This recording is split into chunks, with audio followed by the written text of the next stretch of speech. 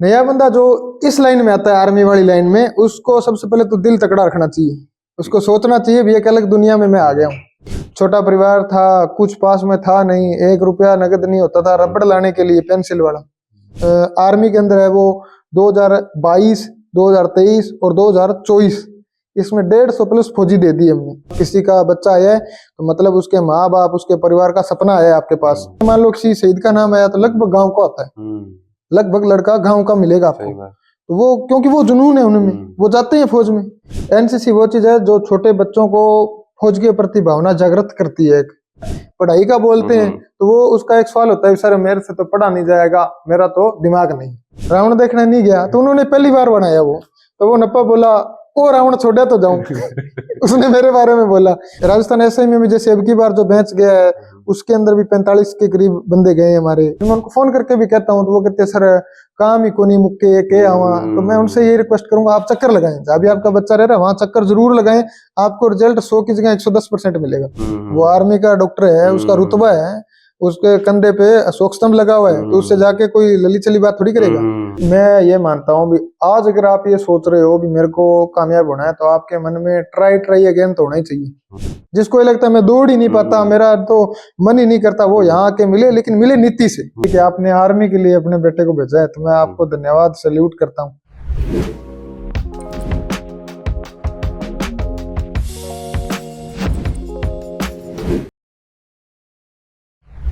नमस्कार साथियों, स्वागत है आपका मिनी मैजिक स्टोरी में एक नई कहानी के साथ। आज इस कहानी में जिस शख्स से हम आपको मिलाने जा रहे हैं उनका नाम है कोच सलीम अली, जिन्होंने सेना में भर्ती होने के अपने सपने को एक नए मायनों में जिया है। वे खुद तो फौजी नहीं बन सके, लेकिन आज उनकी ट्रेनिंग से 500 से ज्यादा युवा सेना, पुलिस और पैरामिलिट्री फोर्सेस में शामिल हो चुके हैं। आइए मिलते हैं इस जुनूनी कोच से, जानते हैं उनकी कहानी, उनकी प्रेरणा और कैसे उन्होंने भगत सिंह डिफेंस एकेडमी के जरिए युवाओं को अपने सपने पूरे करने में मदद की। स्वागत है सर आपका। धन्यवाद सर आपका। सर, अपने बचपन और शुरुआती जीवन के बारे में हम थोड़ा सा आपसे इसके बारे में जानना चाहेंगे। धन्यवाद सर आपका। और बचपन मेरा है वो गांव मेरा 18 स्पीडी बड़ोपड़ का एरिया है, वहाँ पे खेत में अपनी डाणी है, वहाँ स्कूली शिक्षा मेरी हुई है। मेरा बचपन वहीं से 1 से 8वीं तक की वहीं मेरी जो क्लास हुई है, बचपन बीता है उन्हीं टिब्बों में, उन्हीं दौरों में मैं खेला बड़ा पला हूँ। बचपन का बताऊं तो ये था भी पिताजी हैं वो 18 स्पीडी से वहां जाके रहने लगे, झोंपड़ी बना के, वहाँ पे घग्गर का पानी आता है, तो खाली एरिया पड़ा था। तो उस टाइम 9 भाई हैं पापा, और तो सभी अलग अलग हुए, शादी हुई, तो मेरे पापा वहां रहने लगे। तो वहाँ पे पिताजी को जो गाय रखने का शौक था, तो गाय को क्या है कि जो कुत्ता काट गया, जो जो पागल कुत्ता होता है वो, तो वो पीछे बंधी हुई थी, उनको पता नहीं चला। और छोटे भाई की डिलीवरी थी तो मम्मी जी यहाँ आई थी, मतलब उनकी डिलीवरी के लिए, छोटा भाई होने वाला था। तो उसका दूध पी लिया पापा ने, तो वो पागल हो गए। उसके बाद में परिवार पूरा खराब हो गया, खेती उनसे होती नहीं थी, तो 7-8 भेड़ अपने दोस्त से ले आए वो। उन्हीं भेड़ों के द्वारा ही हमारे चारों बहन भाइयों की पढ़ाई हुई, और उन्हीं को पापा चराते थे। फिर छुट्टी हो जाती तो मैं भी गाय और भेड़ लेके निकल जाता, उनकी हेल्प करता। थोड़ा बड़ा हो गया तो खुद जाने लग गया। ऐसे करके मेरी है वो 8वीं तक की क्लासें हुई है। वहाँ पे स्कूल वगैरह था नहीं, ढाणियों के एरिया है, तो पहले तो किंकर के नीचे एक मास्टर रखा हुआ था, वो हमें पढ़ाते थे। फिर वो नीम के नीचे कुछ दिन पढ़ाया, फिर सभी ने मिलके एक कच्चा कमरा बना लिया, वहां मेरी शिक्षा हुई। मतलब बचपन पूरा आपका स्ट्रगल में ही बीता बस सर, पूरा स्ट्रगल। तो फिर सेना में भर्ती होने का सपना कैसे देखा आपने? सेना में सर जब मेरा 8वीं में वहां पे स्कूल बंद हुआ, तो 9वीं में मेरे को ये था भी पढ़ाई के लिए बाहर जाना पड़ेगा। तो 9वीं में मेरे यहाँ पे सुरतगढ़ में मामा जी रहते हैं, कमीर खान और जमील खान। तो जो बड़े मामा जी थे वो तो उनकी तो डेथ हो गई, लेकिन वो काफी सपोर्ट किए। उन्होंने बोला भी इसको यहाँ छोड़ दो, पढ़ो। तो मैं यहाँ जब सुरतगढ़ आया तो मैं 9वीं की शिक्षा के लिए आया। तो हमारे उधर यही था भी 10वीं करवा लो, दुकान पे लग जाएगा, हिसाब कर लेगा, मुनीम रख देंगे, ऐसी फीलिंग्स थी। वहां पे इतना नहीं था भी नौकरी क्या होती है, किसी को पता नहीं था। मेरे साथी है हरी सिंह है, मदन गोदारा है, वो आज भी वही है, वो अपना खेती बाड़ी करते हैं, अच्छा काम है उनका। लेकिन उस टाइम हम सबका एक ही सोच था भी हम 10वीं कर लें, कुछ काम कर लेंगे, ITI कर लें, ऐसे। मैं यहाँ आया 9वीं में, जब मैंने राठी स्कूल में एडमिशन लिया तो मेरे को एक नई चीज पता चली, वो थी NCC, national cadet corps. NCC वो चीज है जो छोटे बच्चों को फौज के प्रति भावना जागृत करती है। एक छोटी यूनिट मान सकते हैं फौज की, अलग अलग यूनिटें होती है, 3 राज, 7th राज, ऐसे। तो NCC जब ली तो मेरी मुलाकात हुई त्यागी जी सर से। त्यागी जी सर का लड़का भी अभी शायद कैप्टन है, वो एनडीए से निकला हुआ है। तो ऐसे सर के बारे में पहले मैं थोड़ा थोड़ा सुनने को मिला, सर का लड़का फौज में ऑफिसर है, त्यागी सर का लड़का। तो त्यागी सर थे वो एनसीसी के एनओ थे, जो मतलब एनसीसी भर्ती करते हैं, बच्चों को आगे ड्रेस वगैरह सब तैयार करना, परेड। वहां पे हमारी फौजियों से मुलाकात हुई, फौजी आए हमें भर्ती करने के लिए, उनको देखा। उससे पहले का बताऊं तो जब छोटा था तो जो हमारा एरिया है वहाँ दलदल भी है, गग्गर नदी भी आती है, दोहरे भी हैं, तो आर्मी एक्सरसाइज के लिए वहां आती रहती थी। तो वहां पे उनको जले समझ आई थोड़ी थोड़ी भी, फौजी भाई गाड़ियां लेके आते हैं, पानी वाली गाड़ियां जाती है, पानी लेने के लिए जाते हैं, तो छाछ देते थे उनको, जैसे रास्ता है अपने। हाँ, ढाणी में गर्मियों का टाइम होता था, तो वहां पे इतने ज्यादा उस टाइम तो ट्यूबवेल भी नहीं थे ना नलके थे, तो घर से वो पास में से निकलते तो मैं उनको छाछ की कैनी दे देता। तो एक फौजी था, नाम तो याद नहीं, मैं छोटा था, बड़ी बड़ी मूछ थी, शायद वो कोई राजपूत रहे होंगे।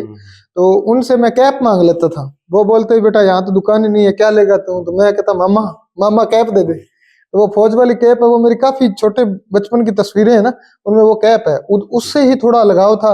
यहाँ आया, पता चला अभी फौजी आते हैं, एनसीसी होती है, तुरंत ही वो ले ली। उसमें जाके दौड़ हुई, पहले एनसीसी में दौड़ाया गया।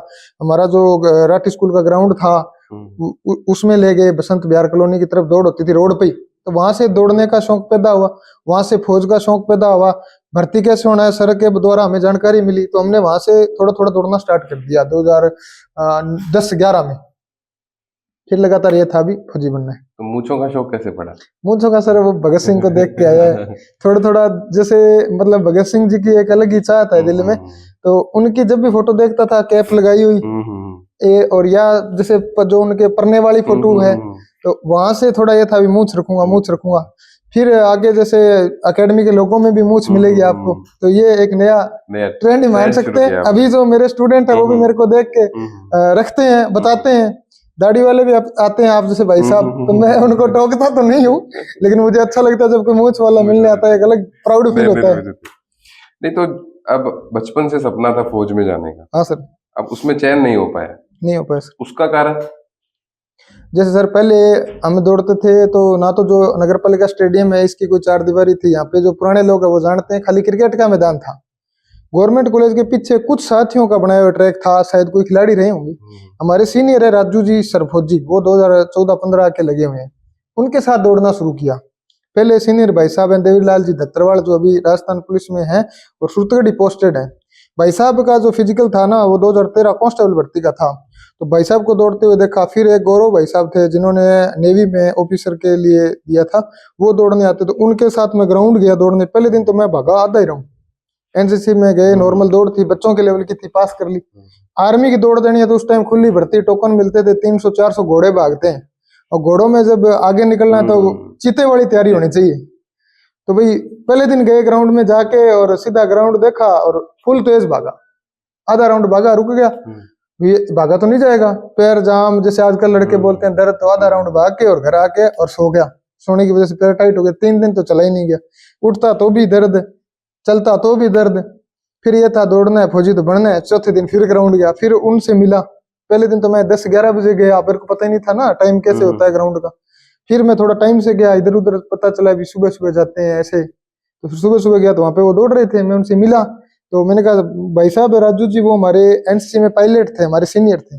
भाई साहब ने बोला भाई सुबह शाम आया करो ग्राउंड, और सुबह शाम ग्राउंड करना होता है, ऐसे आते ही नहीं दौड़ना होता तेज, ग्राउंड को मत्था टेको, वार्म अप करो, फिर दौड़ो। फिर गौरव भाई साहब ने बोला अभी एक्सरसाइज होती है, ऐसे एक्सरसाइज करनी है, तो ऐसे ऐसे करके रूटीन बनता गया, आगे बढ़ता गया। मैं उनका चयन हुआ तो मेरे को प्राउड ऐसे लगने लगा, वो लग गया तो अगली बार मेरा नंबर है, तो मैं भर्तियां देता रहा, वो चले गए। लेकिन लंबा ज्यादा दौड़ता था मैं, लंबे भागने की वजह से दोनों पैरों में वेरिकोज वेन आ गई, जो पतली पतली नाड़ियां होती है ग्रीन कलर की, यूट्यूब पे सर्च मारोगे तो आपको मिल जाएगी। वो नाड़ियों की वजह से मैं अनफिट होता रहा। 3-4 भर्तियों में दौड़ नहीं लगी, क्योंकि वो कंपटीशन होता है टफ। उस टाइम तो 400 भागते थे, तो उनमें जो तगड़े होते थे वही आगे आते थे, 20 बंदे, उनमें हुआ नहीं। 3-4 साल की भर्तियां देने के बाद मेरी 3-4 भर्तियां पास हुई, उनमें मेडिकल में बाहर आ गया।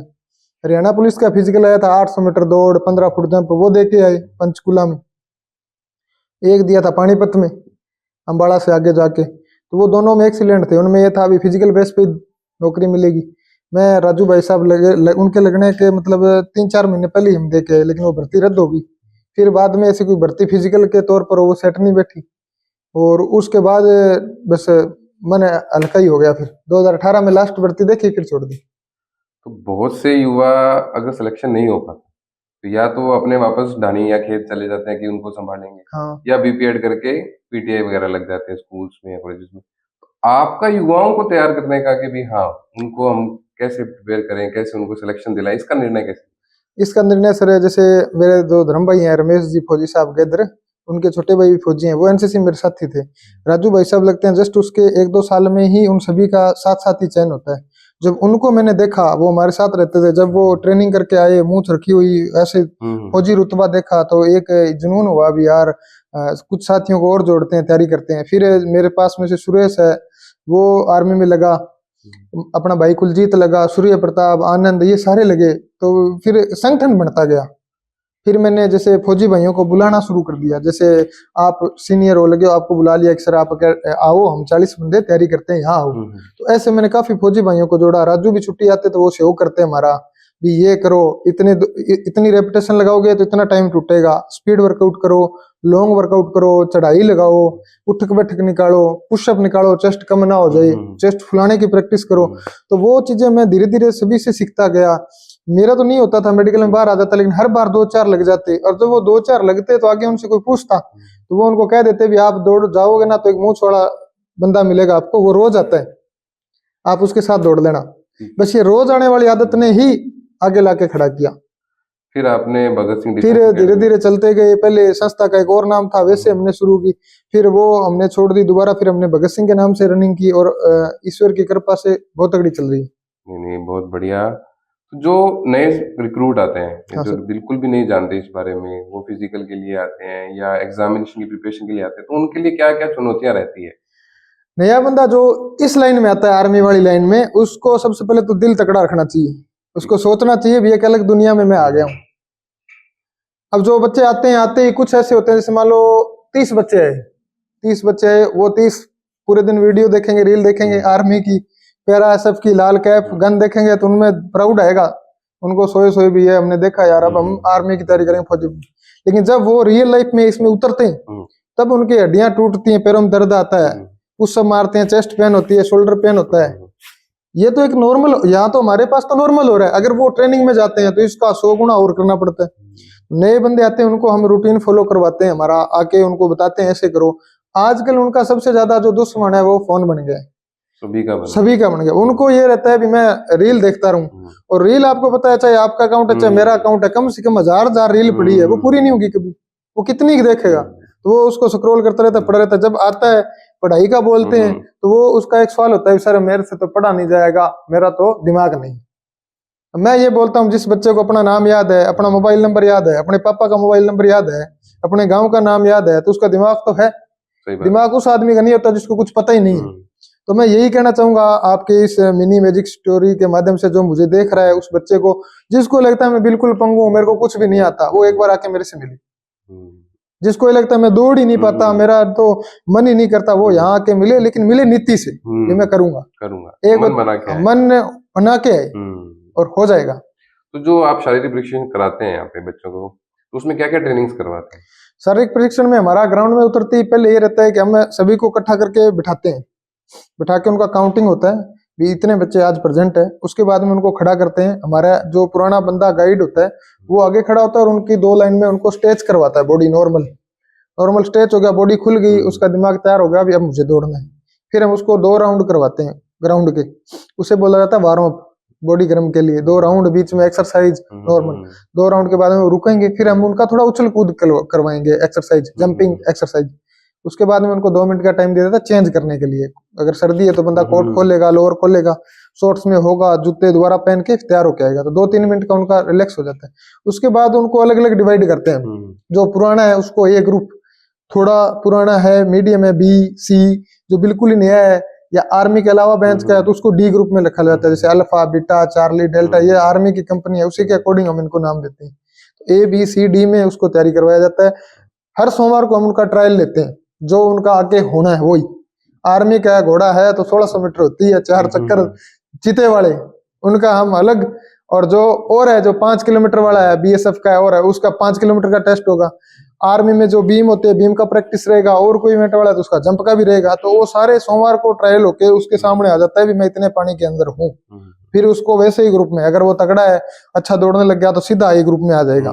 तो काफी ऐसे लड़के हैं गांव में दौड़ते दौड़ते आते हैं 10 दिन की और सीधा ए ग्रुप में ऐसे। तो जैसे आप बता रहे हैं 5 किलोमीटर की दौड़ हो गई या 1600 मीटर की दौड़ हो गई, यस सर, स्टेमिना तो बहुत चाहिए। यस। तो जो बच्चा नया आता है वो पहले दिन तो इतना सब सरवाइव कर ले, वो बहुत बड़ी बात है। वो तो एक बार भी कर ले तो भी, तो उसके स्टेमिना पे भी उसको काम करना पड़ता उसको सर डी ग्रुप में रखते हैं, नॉर्मल रिदम ग्रुप में रखते हैं, और वो हल्का हल्का जैसे 3 राउंड 2 राउंड से स्टार्ट करते हैं कि तू 2 राउंड लगा के मेरे पास आ। फिर वो आता है, फिर मैं उसको बताता हूँ भी अगर उसका पेट निकला हुआ है तो मैं उसको कार्डियो बताता हूँ, कार्डियो के 3-3 सेट करो, हो गए, हाँ चलो थोड़ा पानी का गुट लेके आओ, वापिस आओ, पैदल 2 राउंड चल के, ऐसे धीरे धीरे तैयार करता हूँ मैं उसको। सर ये अराउंड कितना टाइम लगता है इस सबको प्रिपेयर करने में? 3 महीने में एक बंदा बढ़िया तैयार हो जाता है। अगर आर्मी का बंदा है तो 6 महीने भी कम पड़ सकते हैं, और कोई फिजिकल है 3 महीने में तैयार एकदम बढ़िया। कुछ ऐसे भी होते हैं जिनका ये होता है 20 दिन है, उनको भी पास करवाते हैं। जैसे मान लीजिए एक बार जो रूटीन में आ गया वो तो दोबारा नहीं छोड़ता होगा उम्र भर। जो रूटीन में आ गया, जिसने आर्मी की तैयारी कर ली ना, तो उसका तो ग्राउंड है वो जिंदगी बन जाता है। वो पूरी जिंदगी उसके मन में ही रहता है मैं ग्राउंड जाऊं, चाहे वो लगे चाहे ना लगे। ये एक ऐसा मैं कह सकता हूँ भी कीड़ा है जो छूटता नहीं है ग्राउंड वाले बंदे से। अपन कहते हैं कि 21 दिन में आदत बदल जाती है किसी हाँ, की। साइको 3 महीने में तो हम पूरा तैयार हो जाते हैं। साइको का एक नियम है, 21 दिन आप कोई काम करते हो ना, तो 22वें दिन दिमाग अपने आप आपसे वो काम करवाता है। तो वही है जो 21 दिन का रूल फॉलो कर गया वो आएगा ही आएगा। अगर वो यहाँ नहीं आ रहा, गाँव में खेलेगा, चाहे वो गेम खेले कुछ करे, लेकिन वो ग्राउंड एक्टिविटी जरूर करेगा। जैसे हम देखते हैं कि जो आर्मी के अंदर बैकग्राउंड है या जो नए बच्चे आते हैं वो अधिकतर कमजोर फैमिली से आते हैं, जिनको आर्थिक सहयोग नहीं मिल पाता या परिवार नहीं मिल पाता। तो उनके लिए आप लोग क्या सजेशन देते हैं या उनके लिए क्या सहयोग देते हैं? जैसे हमारा ये रहता है भी हमारे पास जो बच्चा आता है, जैसे अभी आर्मी में पहले पेपर हो गया, पहले तो दौड़ होती थी, अब पेपर हो गया, पेपर के बाद में है वो होता है फिजिकल। तो पेपर के लिए जो जैसे मान लो कोई गरीब बच्चे आ गए, तो जैसे हमारा जो चलता है सिस्टम, जहाँ हमारे बच्चे रहते हैं, हम ये सोचते हैं भी अगर मान लो 50 बच्चे रह रहे हैं तो उस पे 10 बच्चे फ्री रखे जा सकते हैं। 50 बच्चे अगर हॉस्टल में रह रहे हैं तो वहां 10 बंदे फ्री रखे जा सकते हैं उनके ही पैसे से, जो उनके साथी हैं वो पैसे भर रहे हैं। या कोई भाग जाता है, जो स्टूडेंट आते हैं घर से अपनी इच्छा बना के, उनको पहले कह देते हैं अगर एडमिशन लेते हो आप दूसरे दिन तीसरे दिन जब भी भाग जाओगे तो आपका जो फंड है वो वापिस नहीं होगा, वो फंड उन पे लगा देते हैं। फिर वो लग जाते हैं, लग के फिर वो सबको बोलते हैं भी मैं वहां रहा, उन्होंने मेरे को फ्री प्रोवाइड करवाया। स्टूडेंट के पैसे से ही सिस्टम बना के उनको प्रोवाइड करा रहे हैं। मतलब कि जो यहाँ आएगा उसको निराश होने की जरूरत नहीं है, मन होना चाहिए, मेहनत मेरे को जाके पूरी करनी है। सर ये क्या है कि एक हार्ड लाइफ है, इसमें आते तो हैं, आने के बाद है ना तीसरे दिन ही वो आएगा, पहले पापा छोड़ने आएंगे, आएगा खुश आएगा, वीडियो देखेगा ऐसे, यार ये तो सारे धीरे धीरे दौड़ रहे हैं, मैं यहीं जाऊंगा, ये मुंसो वाले सर इनके पास ही जाऊंगा। आएंगे खुशी आएंगे, पापा आप जाओ मैं रह लूंगा। दूसरे दिन तीसरे दिन जब लोड पड़ेगा ना, तो वो फिर उसका स्टाइल बदल जाता है। पहले दिन बात करते हैं घर वाले, हेलो बेटा कैसे हो, एकदम बढ़िया सर, कहाँ सर अभी आए थे मेरे पास से गए हैं, कैसे हैं सर, बहुत अच्छे हैं। दूसरे दिन रात को पेपर लिया, नंबर कम आए, थोड़ी डांट पड़ गई, हाँ ठीक हूँ पापा बढ़िया है। तीसरा चौथा पांचवा दिन जब प्रेशर आ गया, पूरा फोन जमा होने वाला है, फिर वो हाँ ठीक हूँ मम्मी, हाँ बढ़िया है, खानो खा लियो, वो सोचता है मेरे को बुला ले, ये कहते हैं बेटा छोड़ आजा। अब जो बंदा पहले समझ जाएगा इस चीज को, वो तो बोलेगा अब ये अभी इसके ऊपर लोड पड़ रहा है, वो हमें फोन करेगा साहब थोड़ा देखना, एक बार आराम से टैकल करना। कुछ ऐसा होगा जो बिना बताए निकल जाता है, फिर उसकी हमें टेंशन भी रहती है, अभी कब घर पहुंचेगा नहीं पहुंचेगा, सीधा बैग उठाया घर की तरफ। तो यहाँ पे तो वही है जिसका कलेजा 2.5 किलो का हो, और पूरा स्ट्रिक्टनेस को फॉलो करने वाला जुनूनी आदमी चाहिए सर, जुनूनी आदमी। वो नपाराम का कोई वीडियो भी था जो रावण के ऊपर था। हाँ, नपाराम का वीडियो था, वो ऐसे था कि जैसे सर रावण का दहन होना था, तो पहले बड़े ग्राउंड में होता था, अब हमने अपने चंदे से ग्राउंड बनाया, ग्राउंड के अंदर साफ सफाई करके। क्राउड ज्यादा होता है, 5-6 एकेडमी चलती है सूरतगढ़ में, तो दूसरी एकेडमी को भी स्थान चाहिए, तो एक इधर और बना लिया। अभी कई बार बच्चे क्या होता है, दौड़ते दौड़ते कूणी मार देते हैं जानबूझ के, वो लड़ाई करवा देते हैं, दौड़ रहे हैं पास में कूणी मार दी, या ऐसे बहस होगी हम तकड़े तो फिर वो हमारे ऊपर आ जाता है, कोच से इस पे भी बच्चे लड़ लिए। तो आज तक ऐसा हुआ नहीं है, इसका हम फुल ध्यान रखते हुए हमने एक ग्राउंड बनाया, वहां जगह साफ और अच्छी है, तो वहां पे राउंड देन हो जाता है हर साल। अब की बार भी हो रहा था। तो जो हमारी भीड़ है वो 300 प्लस थी, तो मैंने सोचा 300 प्लस एक साथ ड्रेस में, ग्राउंड तो चूंकि हमारा बंद ही है तो इनको प्रैक्टिस कहाँ करवाएं, तो मैं उनको ले गया टिब्बे में, सामने टिब्बा है हमारे भी, यहाँ आप प्रैक्टिस करके वापिस आ जाओ, 7 बजे के करीब पुतला दहन होगा, तब अपने यहाँ से देख लेंगे, बच्चे एंजॉय भी कर लेंगे, पटाखे वगैरह चलेंगे, वो पूरा सब उनको देख लेंगे भी हाँ ठीक है ऐसे हुआ है। तो मैं दौड़ाने ले गया और पहले नपारा में वो तैयारी कर रहा था, लेकिन उतना निगाह में नहीं था, ना मेरे ना आप सब भाइयों के, ना जो भाई बंधु उसको सपोर्ट कर रहे हैं उनके। तो उसने क्या बोला, हमारे भवानी सिंह जी हैं जो मेरे साथी, वो वीडियो बनाते रहते हैं, तो उनकी 10 किलोमीटर की लॉन्ग रनिंग हुई, कई दिन से टिब्बे में गए, थके हुए आए, आते मैंने बोला भवानी सिंह जी इनको पुशअप कराओ, और मैं देख के आ रहा हूँ कितना देर लगेगा पुतला दहन होने में, फिर अपने इनको आगे बैठा देंगे। मैं देखने गया, उन्होंने जैसे लगाया कि हाँ नप्पा, रावण देखने नहीं गया, तो उन्होंने पहली बार बनाया वो, तो वो नप्पा बोला ओ रावण छोड़ा तो जाऊं। उसने मेरे बारे में बोला, मूछ रखी हुई है, 12 किलोमीटर दौड़ा के लाए, आते ही बोला सिटअप मार पुशअप मार, तो नप्पा राम बोला कि ओ रावण छोड़े तो जाऊं। तो उसने बोला कि तो जब लग जाऊंगा तब भी रावण बाड़ांगा, तब रावण बाड़ांगा, तब रावण देखांगा। तो वो वीडियो वो स्टूडेंट ने देखी, पुराने ने, जो उस चीज से गुजरे, पुशअप सिटअप हार्ड, उन्होंने एक दूसरे को शेयर की, शेयर करने से वो नपाराम की भाषा सबके सामने आई, और सभी भाइयों ने उसको, बच्चे को खूब सारा प्यार दिया, और वो वायरल हो गया बढ़िया। दौड़ करने गया तो वो जैसे जो मतलब वायरल बंदा होता है उसको हर कोई पहचान लेता है, तो वो बोला सर मेरे पास में पीछे बैठे थे तो ऐसे पकड़ के बैठे थे, खड़ा होने लगा तो एकदम पकड़ लिया, फिर मैं दौड़ा लेकिन वो आगे आ नहीं पाया, लोड हो जाता है। अब लोगों ने उसको अलग अलग बेचारे को कहा भी तू रह गया ये वो, तो मैंने कहा दोबारा ट्राई कर, पास होके जवाब दे, पास होके वीडियो बना भी मैं पास हो गया। तो फेल पास तो जिंदगी का नियम है, चलता रहता है ऐसे। तो अब तक कितने युवाओं को सफलता मिल चुकी है, अब तक कितने सिलेक्शन हो चुके हैं? देखो सर, जैसे 2017-18 से पहले तो एज साथी टाइप ही लगे हैं सारे, उन्होंने मेरे को आदर सत्कार दिया, मैं उनको स्टूडेंट कहता ही नहीं हूँ, उनको मैं भाई ही बोलता हूँ। जैसे मेरे साथ के जो आनंद भाई है, मुरली है, गणेश है, रमेश है, इमी चंद, राजू, बहुत सारे साथी हैं, कईयों को मैं नाम नहीं ले पाऊँ तो माफी चाहूंगा। रामचंद्र भाई बीएसएफ में है, पवन हवलदार भाई है, कालू राम जी हवलदार सर हैं, सोन भाई है, मनीष भाई है, ये सारे फौज भाई हुआ जो मेरे साथी थे, जो स्टूडेंट टाइप आए वो 2018 के बाद आए हैं। तो उनमें अगर देखूं तो देखो 2-3 साल तो कोरोना खराब कर गया। कोरोना मेरे पास बहुत सारे युवा तैयारी कर रहे थे, उनके फॉर्म सरकार ने भरवा लिए, उनकी दौड़ नहीं करवाई। 2 बार ऐसे हुआ, पहले फार्म भरे हुए हैं तो सारी तैयारी कर रहे हैं, लुक छिप के गांव में भी तैयारी कर रहे हैं, अभी कोरोना हटती दौड़ होगी, वो रद्द होगी। दोबारा फार्म भरवाए, फिर वो दोबारा एक बार फिर लॉकडाउन का चला, फिर रद्द होगी, फिर एकदम से आ गया अग्निवीर, तो बच्चों का हौसला टूट गया, ओवरेज भी हो गई, कईयों को छूट मिली तो 2 महीने का टाइम मिला, वो दौड़ नहीं मार पाए। फिर अगली भर्ती में पेपर पहले कर दिया। तो ऐसे करके फिर भी हमने आर्मी के अंदर है वो 2022, 2023 और 2024 इसमें 150 प्लस फौजी दे दी हमने, जो जिसमें पैरा कमांडो हैं वो हैं 6 और 4 10 के करीब पैरा कमांडो हैं, और आर्मी फौजी बोले तो 130 के प्लस युवा हैं। और जो अलग भर्तियां थी जिनका मैं फिजिकल करवाता हूँ, SSCGD, Rajasthan police constable, Rajasthan SI में भी जैसे अब की बार जो बैच गया है उसके अंदर भी 45 के करीब बंदे गए हमारे, जो ट्रेनिंग करके अभी पास आउट होने वाले थे, उनका वो चल रहा है अभी। और जो पहले थानेदार की भर्ती थी उसमें 28 के करीब थानेदार लगे हुए हैं। कांस्टेबल हैं वो 2013 जब देवीलाल भाई साहब लगे थे उस टाइम देवीलाल भाई साहब थे, इनके साथ एक बंदा और भी था। फिर 2015, फिर 2018, फिर दिनेश एमएन सर ने भर्ती कराई थी जो 2018 वाली वो हो गई। तो ऐसे करके कांस्टेबल भी 200 प्लस ही होंगे।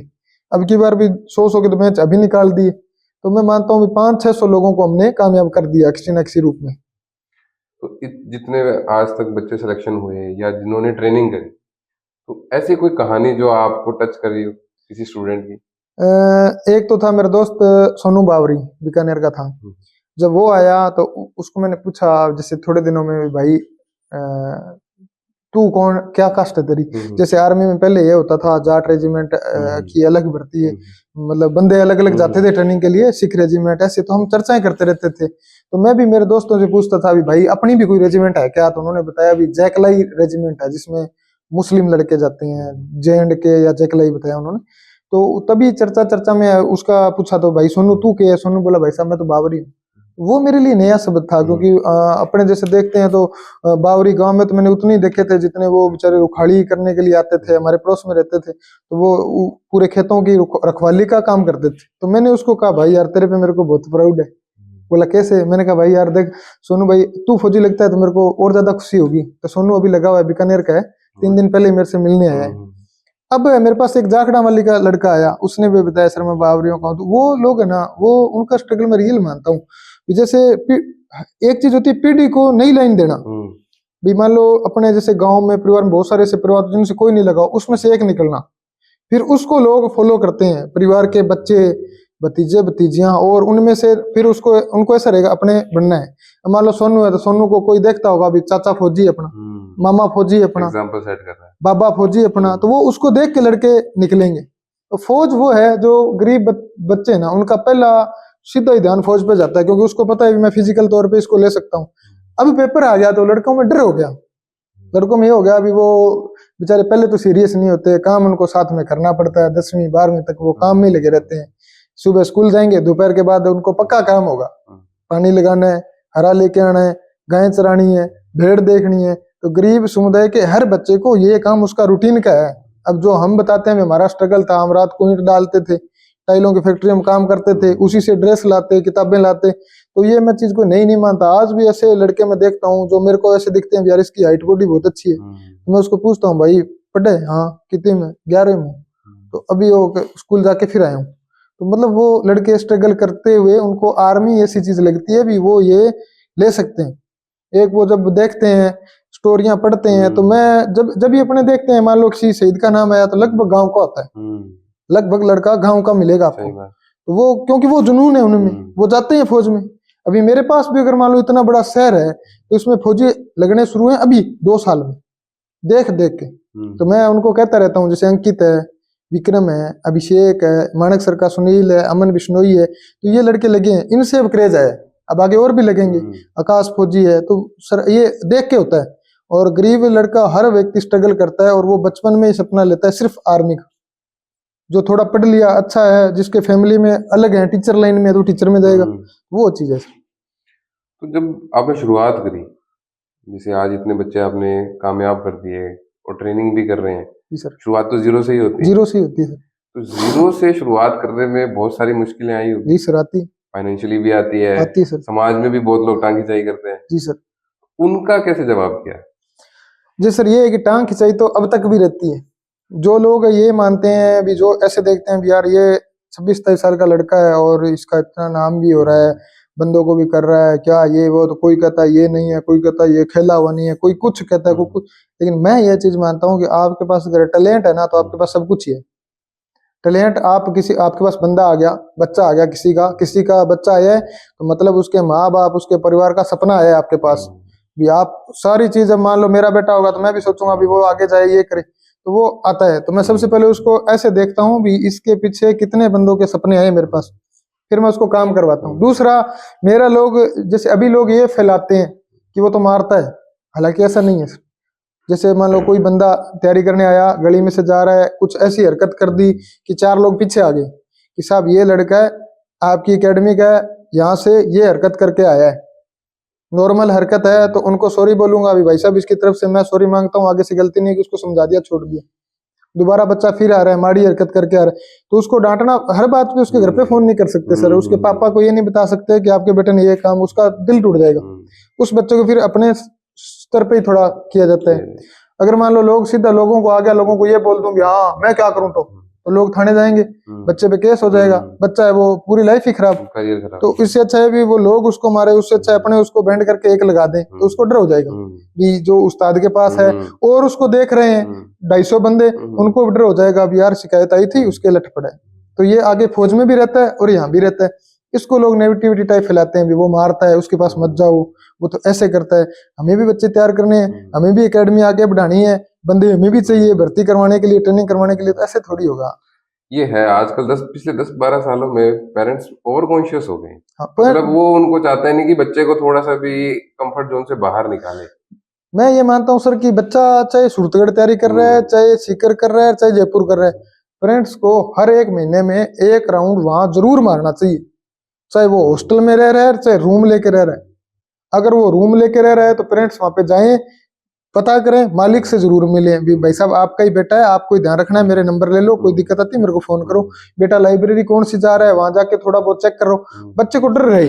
मेरे पापा मम्मी आएंगे, चाचा ताऊ कोई भी आएगा मुझे चेक करने, तो मेरी वीडियो देख लेगा भी लाइब्रेरी में बैठा है कि नहीं बैठा, सर से मिल लेगा कि कोचिंग आ रहा है कि नहीं आ रहा। तो ये चीजें हैं सर, पेरेंट्स यहाँ भेजने पे ध्यान नहीं देते, मेरे से मिलने नहीं आते, तो मेरे को दुख होता है। फिर मैं उनको फोन करके भी कहता हूँ तो वो कहते हैं सर काम ही को नहीं मुक्के के आवा। तो मैं उनसे यही रिक्वेस्ट करूंगा आप चक्कर लगाएं, जहाँ भी आपका बच्चा रह रहा है वहां चक्कर जरूर लगाएं, आपको रिजल्ट 100 की जगह 110% मिलेगा। नहीं, सही बात है। तो जब आपने ये शुरू किया जी सर। तब आपने अकेले शुरू किया या साथ में आपके और भी लोग थे जिन्होंने इसमें शुरू करने में योगदान दिया? शुरू करने में सर मैंने फौजी भाइयों का सहयोग लिया, जैसे मैं उनको पहले बुलाता रहा। फिर जब भगत सिंह एकेडमी की शुरुआत हुई तो मेरे साथ में भवानी सिंह है साथी, उसको मैंने साथी के तौर पे सहयोग में लिया। वो पहले तैयारी करने आया था, लेकिन जब से अग्निवीर हुई तो उसका ध्यान हट गया। अभी मैं सर और अच्छा करना चाहता हूँ। फौज उसके भाई भी लगे हुए हैं, उन्होंने बोला अभी फौज है वो ऐसे हो गई। तो भवानी सिंह जी के परिवार में फौजी में पहले से ही है? भवानी सिंह जी के बुआ के लड़के फौज में। ठीक है। भवानी सिंह जी कहाँ से हैं? भवानी सिंह जी रामपुरा रंगमहल से, सुरतीड़ी के पास में उनका गांव है। और मैं चाहूंगा उनकी स्टोरी भी आप दोबारा। नहीं बिल्कुल करेंगे जी सर। तो जो अब आपके पास तो अलग अलग फील्ड से लोग आते हैं। जी सर। और अलग अलग राज्यों से आते हैं, तो उनको एक साथ जब आप ग्राउंड में लेके जाते हैं। जी सर। अलग अलग बोली के, जैसे हम बोलते हैं कि भारत में अलग अलग प्रांत के लोग हैं, विविधता में एकता है। जी सर। वो आप तो वास्तव में जी रहे हैं उनके साथ। जी सर। वो अनुभव कैसा रहता है? सर एक तो ये है कि मेरे पास आए लड़के इतना आदर सत्कार देते हैं कि मैं उनको डांट फटकार तो देता हूँ, बाद में ऐसे होता है यार उस लड़के ने मेरे बर्थडे पे ब्लड डोनेशन किया था, उस लड़के को मैंने वहां पे भेजा था, वो उस रैली में पैदल चला था, तिरंगा रैलियां निकालनी, ब्लड डोनेशन करना। एक बार हम गौशाला में गए थे, गवर्नमेंट कॉलेज के पीछे गौशाला है, तो भाई साहब का फोन आया भी यहाँ पे कुछ ईंटें पड़ी हैं आप हटवा दो। मैं बच्चों को लेके गया, बच्चों ने जी जान से काम किया। फिर थोड़े दिन बाद में फोन आया कि यार 3000 पौधे रोपने हैं, अपने पवन जी बिश्नोई भाई साहब हैं, 2 स्टार हैं वो वन रक्षक में, 2 स्टूडेंट है मेरी लगी हुई, पुष्पा और कविता, वो भी वहीं पे हैं। तो खेजड़ी मंदिर के आगे बना हुआ है, तो वहां पे मेरे को फोन आया अभी पौधा रोपण करना। तो मैंने बच्चों को भी यार पौधे लगाने हैं, तो बोला सर लगा देंगे। मैंने कहा लगाने तो है, लेकिन है 3000 और लगाने कल ही बारिश का मौसम हो रखा है, बारिश आ जाए तो और अच्छा हो जाएगा, तो सुबह चलेंगे। बोला ठीक है। हम गए, 1 घंटों में लगा दी 3000 पौधे। क्योंकि वो जब उनको मैंने बताया तो अनुशासन के साथ एक एक पौधा ले लिया। 300 बंदे थे, 10-10 पौधे लगाए हो गए। ये कहाँ लगाए थे? ये लगाए सर हमारे खेजड़ी मंदिर धाम है हनुमान जी का, उसके जस्ट आगे वन रक्षक डिपार्टमेंट का वो बना हुआ है, उसके अंदर लगाए थे। तो पौधे वो उनके ही थे। संदीप जी भाई साहब आए थे सुबह, काशनिया जी, उनके हाथों से वो शुरू हुआ था प्रोग्राम, और फिर हमने लगा दी और 1.5-2 घंटे में लगा के आ गए। फिर बारिश आ गई तो हमें खुशी हुई भी उनमें पानी डल गया। एक बार तो हम डाल ही आए थे, फिर अभी जब भी मौका मिलेगा हम दोबारा चेक करते रहेंगे उनको ऐसे। तो जैसे आपने बताया कि दोस्तों का सहयोग तो शुरू से रहा है। हाँ सर, दोस्तों मेरे कड़ी में सबसे ज्यादा सहयोग दोस्तों का, और वहाँ जो बैठे हैं मेरे ढाणी के आर बार हिंदू भाई, उनका सबसे बड़ा सहयोग है मेरे को यहाँ तक लाने में। और परिवार का? परिवार में देखो स्ट्रगल किया सबसे ज्यादा मम्मी ने, मम्मी के बाद दूसरा किया पापा ने, और तीसरा किया बहनों ने, और भाई ने चौथा मेरा है। मतलब मैं मानता हूँ उनसे मैंने कम स्ट्रगल किया है, क्योंकि छोटा परिवार था, कुछ पास में था नहीं, 1 रुपया नगद नहीं होता था रबड़ लाने के लिए, पेंसिल वाला। तो वो दिनों में मैं जब सुरतगढ़ आया तो मैं तो यहाँ पढ़ा करता था, छोटा भाई रफीक वो घर भी संभालता, दिहाड़ी भी जाता, बहनें भी नरमा चुगती, मम्मी भी चुगती, पापा भेड़ लेके जाते, दिन में तबीयत खराब हो जाती, कहीं कीकर के नीचे पड़े होते, दवाई दिलाना, और मतलब उनका स्ट्रगल मैं जिंदगी में कभी नहीं भूलूंगा। नहीं, पेरेंट्स का स्ट्रगल आज दिख रहा है, आप जिस स्टेज पे हैं। मैं कहता हूँ कभी कभी रात को याद करके रोना आ जाता है, बाकी बोलना और कुछ नहीं चाहूंगा। तो आज भगत सिंह एकेडमी का जो नाम है वो सिर्फ राजस्थान में ही नहीं, हरियाणा, पंजाब और पूरे हिंदुस्तान में। जैसे दिल्ली पुलिस में 16 कांस्टेबल एक बार लगे हैं, और 12 एक बार लगे हैं, और 8 अब की बार लगे हैं, अब की बार मेरिट आई। पंजाब पुलिस में भी 2 बेंच रहे हैं, एक 24 का रहा, एक 16 का, और अभी एक और रिजल्ट आने वाला है। और हरियाणा पुलिस में 2 साथी हैं, यूपी पुलिस में हमारा एक साथी है बजरंग, वो हमारे साथ का ही है। और इसके अलावा देखें तो एक हमारी स्टूडेंट है मानसी, उसने हिमाचल का भी दिया था, उसका फाइनल हुआ नहीं हुआ, दोबारा मैंने बात नहीं की अभी तक। और भी साथी हैं, जैसे बिहार पुलिस का हमारे अभी एक साथी है, उन्होंने पेपर पास कर रखा है, फिजिकल पास कर रखा है, हो सकता है रिजल्ट आ जाए तो वो वहां पे लग जाए। राजस्थान पुलिस है, उसमें तो खूब सारे साथी हैं, खूब सारा आदर सत्कार मिलता है, और ग्राउंड में भी है वो पुलिस का विशेष सहयोग रहता है।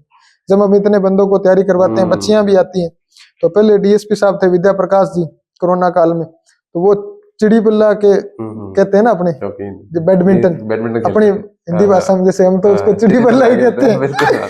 तो साहब है वो खेलने के मशहूर थे, बीच में ग्राउंड में थोड़े दिखते हैं तो खुद आ जाते।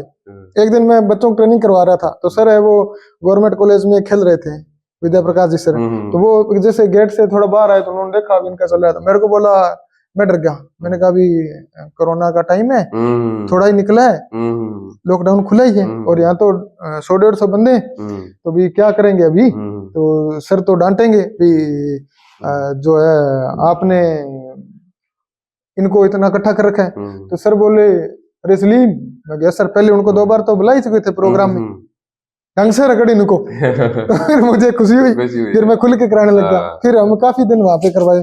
उसके बाद में सीआई साहब आए, अमित पुरी जी, श्री रामकुमार जी लेगा सर, करसन जी सर, और अभी जो है दिनेश जी सर, सबका सहयोग मिलता रहता है। डीएसपी साहब है प्रतीक जी मील, इनका भी सहयोग मिलता रहता है, तो सभी के सहयोग से अकेडमी दनादन चल रही है। तो जो बच्चे सिलेक्शन होके आते हैं वो तो खुश होते ही होते हैं जी सर, मान सम्मान भी पूरा देते हैं फुल सर। उनके पेरेंट्स का क्या रिएक्शन होता है? सर जैसे अब की बार एक लड़का था, जैसे एक तो रवि शर्मा था, तो वो लगने के बाद है ना उनके जैसे पापा मेरे पैरे लग रहे थे से, तो मेरे को बड़ी मतलब गुस्सा आया भी आप ये क्या कर रहे हो, तो मतलब उनकी फीलिंग्स पे उनका कंट्रोल नहीं रहता। तो वो मतलब जैसे 1-2 लड़कों की माता जी आंखों में आंसू ले आए, तो मैं क्या थोड़ा जज्बाती आदमी हूँ, मेरे भी वो इमोशन कंट्रोल में नहीं रहते। जैसे ऐसा ही का वेंस था, तो मेरे दोस्त थे अभिषेक जी, वो जा रहे थे, तो मैं अभिषेक विक्रम भाई हम सब रोने लगे, ये हमारी लाइफ है वो अलग हो जाएगी, क्योंकि वो ट्रेनिंग करेंगे, फिर अभी तक दोबारा 2 बार ही मिले हम 5 साल में, 2-3 बार ही हम मिले हैं 5 साल में, जबकि हम 3 साल तक साथ रहे, पढ़े, टेस्ट दिए। हमारे यहाँ जो मेरे गुरुजी हैं भाटिया जी सर, प्रवीण जी भाटिया सर, भाटिया आश्रम जो चलाते हैं, वहाँ पे हमने कई ब्लड डोनेशन कैंप थे, उनमें हमने साथ मिलके ब्लड डोनेशन करवाया। हम खाना खाने इकट्ठे जाते, बंशी जी थानेदार है भाई साहब, वो तो अभी मिलते ही रहते हैं। तो ऐसे करके बड़ा मतलब याराना है, जिनसे मिल ही नहीं पाए, मन करता है भी वो आए ग्राउंड में मिले, मस्तियां करें।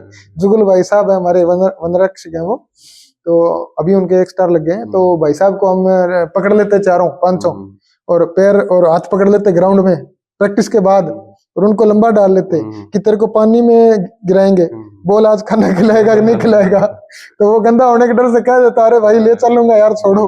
तो जुगल जी भाई साहब भी अभी कम ही मिलते हैं, तो सर यादें तो रहती हैं। यादें तो बिल्कुल रहती है, दोस्तों के साथ बनाई हुई यादें तो उम्र भर रहती है। जी सर। तो अब जब ये दोस्त सारे जो आपके साथ रहते थे उनका सिलेक्शन हो गया, हमारा नहीं हो पाया, नहीं हुआ सर, तो कभी वो मन में खटकती नहीं बात कि यार मैं सिलेक्शन का अगर ले लेता तो एक अलग जिंदगी होती? सर वैसे तो मेरे को मतलब इतना नहीं होता, जब मैं पासिंग आउट परेड देखता हूँ कदम से कदम मिलता हुआ और उनके पैरों की आवाज, और जब उनका वीडियो देखता हूँ कि मैं शब्द लेता हूँ, तो ऐसे करंट सा चलता है बॉडी में। या किसी जवान का वीडियो देखता हूँ, कुछ जवान होते हैं मूंछ रखे हुए, हाथ में राइफल लिए हुए, चश्मा लगा के ऐसे खड़ा है, तन के सीना तान के, हाथ में गन लिए, तो फिर ये लगता है यार ये चीज मिल जाती ना। तो इसके लिए मैं ऐसा ही की ट्राई कर रहा हूँ, राजस्थान ऐसा ही का मैं ट्राई कर रहा हूँ। 2 एग्जाम दिए, दोनों में मैं रह गया हूँ, नहीं हुआ। अब मैं वापिस अब की बार मैं ये सोच रहा हूँ भी अब की बार मैं तगड़ा जोर लगाऊं और फतेह कर ही दूं, बाकी तो ईश्वर पे है सर। मान लीजिए हम तो दुआ करेंगे कि आपका उसमें हो जाए, फिर उसके बाद भगत सिंह एकेडमी का क्या फ्यूचर रहेगा? सर जैसे मैं सबसे पहले तो अपनी ट्रेनिंग पे ध्यान दूंगा, दूसरा अगर मेरा चयन हो जाता है तो मेरा काम होगा जनता की सेवा करना। ये काम है वो भानी सिंह है, छोटा भाई है, और यहाँ पीटी लोग बहुत हैं जो यहाँ पे स्कूलों में पोस्टेड हैं। तो अगर मेरा सिलेक्शन होता है मैं सबको बुला के मीटिंग करूंगा, उनको कहूंगा मैंने इतना साल इसको चलाया है, या जो और फौजी भाई हैं उनसे बात करूंगा अभी सर इसको मैंने इतने साल मेहनत से खड़ा किया है, आप मैं जा रहा हूँ इनका सहयोग करना, और जब भी छुट्टी मिलेगी तो मैं करूंगा। बाकी मुझे ये लगता है कि प्रशासन है वो मेरा सहयोग करेगा, और मुझे यहीं कहीं पास में ही ट्रेनिंग देगा। नहीं, हम भी दुआ करेंगे कि भाई प्रशासन आपकी सुने, और बच्चों को भी निराश होने की जरूरत नहीं है कि भाई अगर सर का सिलेक्शन हो गया तो वो तो भी मैं तो एकेडमी का फ्यूचर तो रहेगा, एकेडमी बंद नहीं करेंगे सर। नहीं बिल्कुल जरूरी है।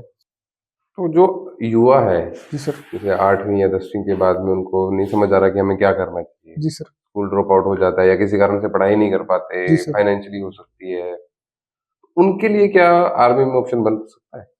जैसे सर 8वीं पास है तो आर्मी में ट्रेडमैन के तौर पे जा सकता है, जिसका काम रहता है खाना बनाना, या मान लो आर्मी के जो स्पोर्टी काम है, जो स्पोर्ट टाइप है, खाना बनाना, बार्बर हो गया, वाशरमैन हो गया, इस टाइप के सिग्नल में भी जा सकता है। तो वो बंदे हैं वो 8वीं पास के अकॉर्डिंग फॉर्म भर सकते हैं। 10वीं पास कर लेगा तो army GD, SSC GD, BSF वगैरह में जा सकता है। और इसमें सिर्फ लड़के वो समझ नहीं रहे, जैसे अगर वो मान लो इसमें जाते हैं ना, अब ये हो गया, अब इसमें आप 4 साल जाके वापस आ रहे हो तो आपको कोटा मिल रहा है। वो कोटा गवर्नमेंट सर्विसेज के लिए, वो गवर्नमेंट सर्विसेज के लिए है। और आप कोटे के तहत आरएएस बन सकते हैं, एसआई बन सकते हैं। मान लीजिए वो 8वीं करने के बाद 4 साल करके आ गया, फिर भी उसको कोटा मिलेगा। तो उसको 9, 10, 11, 12 करने की जरूरत नहीं है। अगर वो बाहर आएगा ना, तो जो जैसे 10वीं पास की भर्तियां हैं, 8वीं पास की भर्ती, उनमें उसको कोटा मिलेगा। अगर वो टैलेंटेड है तो वो 4 साल बाद आएगा ही नहीं, दोबारा जो टेस्ट होंगे उनमें खरा उतरेगा, क्योंकि उसको पहले ही पता है मेरे पास तो और क्वालिफिकेशन ही नहीं है, मैं तो कर ही फौज सकता हूँ, तो वो उसमें रहे। कोई ऐसे साथी हैं अभी पढ़ने में थोड़े नॉर्मल है, तो वो आए 17.5 के होते ही आर्मी में जाएं। आर्मी में जाने के बाद 21-22 साल के होंगे तो उनकी प्लस में ग्रेजुएशन चलती रहेगी, ग्रेजुएशन भी कंप्लीट, आर्मी की सर्विस भी कंप्लीट, आप आओ रिटायरमेंट लो, कोटा लो और कोटे की तैयारी करो। थोड़ा सा हमें आर्मी के बारे में बताएं कि भी कितने टाइम की जॉब होती है, क्या रिटायरमेंट है, मिनिमम एज क्राइटेरिया क्या है, या जो ये एग्जाम्स है एनडीएस वगैरह के, उनमें क्या मिनिमम क्राइटेरिया वगैरह रहता है? एनडीए सर अभी रहता है 16 साल से 18.5 साल तक, और एनडीए का अगर देते हैं तो ये एज अपने मान सकते हैं अभी ऑफिसर की भर्ती है, जैसे अपने यहाँ समझने के लिए बताऊं तो आरएएस है, जैसे ऑफिसर निकलते हैं आरएएस में, आरपीएस निकलता है वैसे, तो ये लेफ्टिनेंट बनते हैं इसमें। तो इसके लिए उनको फिजिक्स केमिस्ट्री स्ट्रांग होना चाहिए 11th 12th में। हाँ, 12th के अच्छा एज भी होनी चाहिए और 12th भी होनी कंपलसरी है। 12th होनी कंपलसरी है, और फिजिक्स केमिस्ट्री सब्जेक्ट से भी क्वेश्चन आते हैं, और इंग्लिश भी स्ट्रांग होनी चाहिए, क्योंकि इंग्लिश में आता है, इंटरव्यू भी होता है, ऑफिसर रैंक है, तो वो वैसे चलता है। अगर मान लो कोई लड़का 18.5 तक एग्जाम देके चूक गया, नहीं हुआ, तो फिर वो बीए करे, बीए करके सीडीएस के थ्रू भर्ती हो सकता है। आईएमए इंडियन मिलिट्री एकेडमी, उसकी भी भर्तियां आती है, वो भी सेम ऑफिसर में ही जाता है। तो ये 3-4 स्टेज और हैं जो फौज में ऑफिसर रैंक पे लेके जाती है। इससे नीचे जैसे अगर आपके पास 10वीं में पीसीएम है, 12वीं में पीसीएम है, फिजिक्स केमिस्ट्री मैथ है, तो आप 12वीं में क्लर्क में जा सकते हैं आर्मी, जिसमें आपका काम आगे ऑफिस का ही रहता है। और अगर आप 10वीं सिर्फ 10वीं 8वीं पे जाते हैं तो ट्रेडमैन में जाएंगे 8वीं में। 10वीं में अगर आपके 45 से कम है, ग्रेस है, तो आप ट्रेडमैन में जाएंगे। 10वीं में अगर 45% है और आपकी एज 17.5 है तो आप जीडी में जाएंगे, सोल्जर में। आगे ट्रेनिंग होता है, ट्रेनिंग के बाद में अलग अलग पोस्ट मिलती है, कौन गन्नर है, कौन ड्राइवर है, कौन टैंक में गया, वो रेजिमेंट के अकॉर्डिंग होता है। अगर आर्टिलरी रेजिमेंट है तो तोप का काम रहेगा, अगर आपकी एडी है तो आप हवाई जहाज से रिलेटेड रख सकते हैं, समझ सकते हैं। ये सिलेक्शन से पहले डिसाइड होता है? नहीं सर, सिलेक्शन के बाद सेंटर मिलते हैं।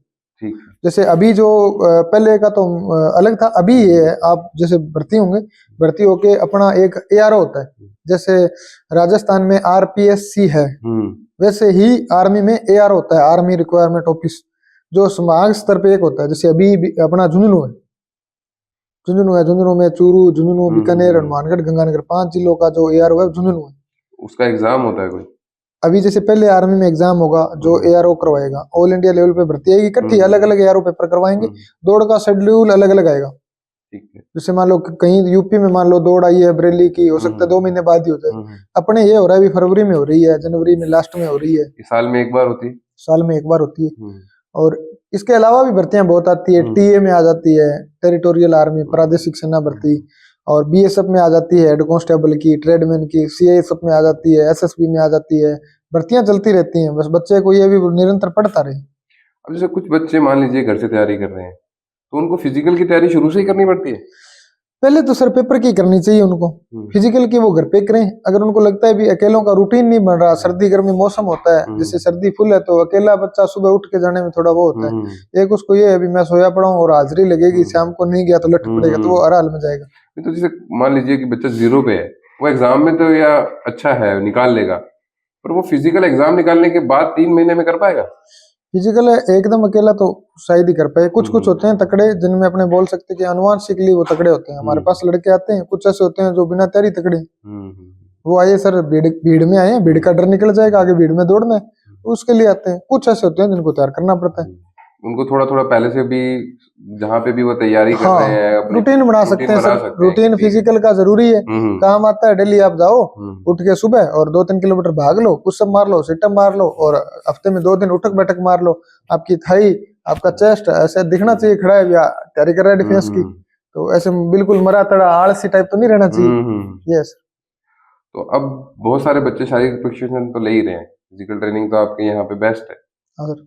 तो आप और भी सेक्टर्स में काम करने की सोच रहे हैं? जैसे अभी सर मैं रिटर्न की भी 2-3 साल से बढ़िया तैयारी करवा रहा हूँ। ठीक उसके है। लिए मैंने 6 टीचरों का स्टाफ है, हम्म उनको अपने साथ जोड़ रखा है और उनको ये बोला है भी भाई ये एकेडमी चंदे चुंदे से चलने वाली है। हम्म कुछ हॉस्टल से, कुछ फौजी भाइयों के जो नए लड़के लगते हैं उनसे थोड़ा बहुत चंदा लेके आपको पे हो रहा है, तो आप वैसे मत जुड़ो जैसे मैंने आपको रख लिया। आप टीम हो, मेरे भाई हो बड़े, आप मुझे भी अपना आशीर्वाद दो, बच्चों को भी दो। तो वो खूब मेहनत करते हैं और रिजल्ट अब तगड़ा जा रहा है। अभी मेरा आगे विचार है, अभी मैं एनडीए और सीडीएस पे काम कर रहा हूँ, उसके नोट्स तैयार करूँ। पहले मटेरियल होना चाहिए, बच्चा आ गया एड लगा दी, बच्चे तो कल ही आ जाएंगे। एनडीए का जो कोर्स है लोग 5-5, 20-20 लाख रुपए ले रहे हैं उनको करवाने का, रखने का। तो अपने वही चीज यहाँ लाएंगे तो मैं तो सेवा के लिए जाना चाहता हूँ, तो वैसे ही करूंगा। लूटना तो किसी को है ही नहीं। तो बच्चे तो बहुत आ जाएंगे, लेकिन उनको तैयार करने के लिए मटेरियल हो, बच्चे हैं उनको रिजल्ट मिले। कोई साल में 1.5 साल में कोई 10 बंदे निकले तो लोगों का जुड़ा हुआ है भी, वहां से भी एनडीए निकलते हैं। ये चीज मैंने गुरु जी से सोची थी, जो भाटिया जी सर है वो आईएएस आरएएस सूरतगढ़ से निकाल रहे हैं। तो मैं ये सोच रहा हूँ कि जब सर यहाँ से आरएएस आईएएस निकाल सकते हैं तो अपने जो क्षेत्र है उसमें अपने एनडीए तैयार कर सकते हैं। तो मैं गुरु जी का भी निर्देशन ले रहा हूँ और अपने स्तर पे भी काम कर रहा हूँ, और नोट्स हम तैयार कर रहे हैं। जो बच्चे लगे हुए हैं उनका मटेरियल ले रहे हैं, आप कैसे पढ़े, कितने घंटे क्लास आपकी रही, आपको जो मटेरियल है वो पूरा इंग्लिश में पढ़ाया गया या आपको हिंदी में भी पढ़ाया गया। जो बच्चा गांव से आएगा इंग्लिश को उसको कितने दिन में तैयार हो जाएगी, तो वो सारी चीजें अभी कर रहे हैं। पेपर इंग्लिश में ही आता है? उनका पेपर इंग्लिश में भी आता है, ज्यादातर इंग्लिश में आता है, हिंदी में भी होता है। तो अब जैसे हर किसी की तैयारी अलग ही होती है या कोई एक कॉमन तैयारी है जिससे करके वो सारे पेपर्स में दे सकते? जैसे सर इंडिया का जो संविधान है, भारत का जीके है, विश्व का जीके है, ये तो हर पेपर में आता ही आता है। मैथ हर पेपर में आती है, रीजनिंग हर पेपर में आती है, हिंदी वो कुछ में आती है कुछ में नहीं आती। तो ऐसे है भी आप 4 सब्जेक्ट है ना, मैथ, रीजनिंग, जीके और साइंस, ये तो हर पेपर में आपको मिलेंगे। और इनका जो लेवल होगा वो आपकी योग्यता पे, जैसे आप 10वीं पास का दे रहे हो तो एनसीईआरटी के अकॉर्डिंग आ जाएगा। अगर आप बीए करके दे रहे हो तो जो किताबें हैं बड़ी वो आपको पढ़नी पड़ेगी। तो ऐसे रहता है इसमें, 4 सब्जेक्ट कॉमन है, इनको बढ़िया तैयार करो। फिर तो थोड़ी मोटी चीजें जैसे कंप्यूटर है खुद ही पढ़ लो, करंट जीके क्रोनोलॉजी पढ़ लो, तो इनमें से करंट जीके आ जाएगा तो आप कर सकते हो। मान लीजिए कि कोई एक स्ट्रीम की तैयारी कर रहा है, उसको लगा बीच में जाके यार मेरे को तो ये स्ट्रीम नहीं हो पाएगा या मैं सिलेक्शन नहीं दे पाऊंगा, तो वो चेंज कर सकता है? चेंज कर सकता है, लेकिन बहुत ज्यादा चेंज नहीं करना। जैसे आप मान लो कि इंडिया लेवल की तैयारी कर रहे हो और फिर आप 2 साल बाद ये सोचते हो कि मैं तो राजस्थान की करूंगा, तो फिर उसको सोचना चाहिए भी राजस्थान की हिस्ट्री और जियोग्राफी और जो कल्चर वगैरह ये करूंगा तो मेरे को टाइम लगेगा, क्योंकि बहुत बड़ा मैटर है। तो वो ट्रैक चेंज करने में थोड़ी दिक्कत आती है। तो पहले थोड़ा संतुष्टि से ट्रैक सोच के फिर पकड़े, क्योंकि आज भीड़ इतनी है भी आप जाते ही फटाफट नहीं मार सकते, आगे धुआंधर बैठे। क्योंकि कोई लड़का 3 साल से बैठा है, कोई 2 साल से बैठा है, हर व्यक्ति आज अपने बच्चे को पढ़ा रहा है और हर व्यक्ति अपने बच्चे को कम से कम 1-2 साल का टाइम दे रहा है, मेरा बेटा है वो पढ़े। और फिर आपको पता ही है, जैसे मैंने जो महसूस किया वो ये कि आजकल घर वाले बच्चे को सीधा नहीं कहते भी तू तैयारी छोड़ दे बेटा, वो उसको एक फोन करेंगे बेटा तुम देखने वाला है, फिर वो खुश होके जाएगा 4 दोस्तों को बताएगा, दाढ़ी करवाएगा कि मैंने देखने वाला है। घर जाएगा देखेंगे लड़का शहर में रह रहा है, लाइब्रेरी में बैठ रहा है, एकदम गोरा चिट्टा नया धोया है, पसंद आ जाएगा। फिर वो उसे पूछेंगे भी हाँ बेटा कहाँ तैयारी करते हो, तो लड़का अच्छे संस्थान का नाम बताएगा, वहां कर रहा हूँ। तो उनको लगता है वहां कर रहा है, पढ़ रहा है, सिलेक्शन हो जाएगा, तो वो पक्का हो जाता है।